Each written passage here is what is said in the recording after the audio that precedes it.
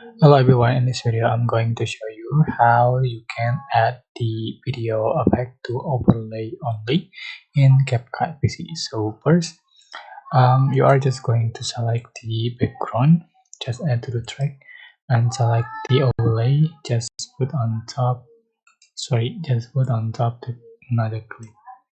So I'm going to remove the background before and yeah.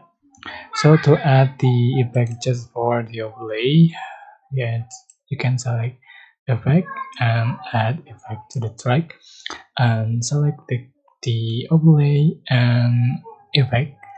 Right click and click upgrade component clip so you can see for the final result like this. Right, so it is super simple. I hope this tutorial was helpful for you. Don't forget to like, comment, share, and also subscribe.